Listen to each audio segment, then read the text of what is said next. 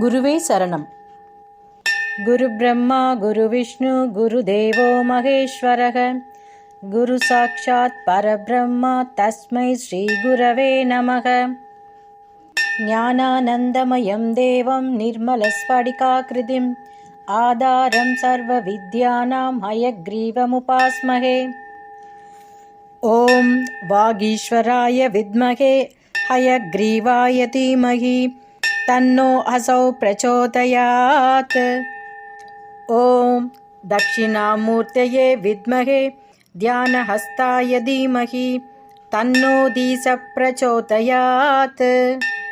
ॐ ज्ञानमुद्राय विद्महे तत्त्वबोधाय धीमहि तन्नो देवः प्रचोदयात्। ॐ वेदात्मनाय विद्महे वेदमयाय धीमहि तन्नो बृहस्पतिः प्रचोदयात्। ॐ वृषभध्वजाय विद्महे वृषणहस्ताय धीमहि तन्नो गुरुः प्रचोदयात्।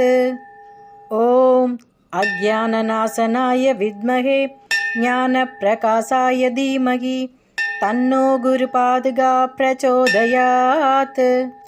ॐ तत्पुरुषाय विद्महे अवधूताय धीमहि तन्नो दत्तः प्रचोदयात्।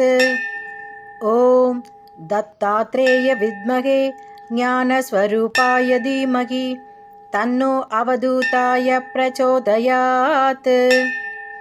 ॐ गुरुदेवाय विद्महे परब्रह्माय धीमहि तन्नो गुरुः प्रचोदयात्।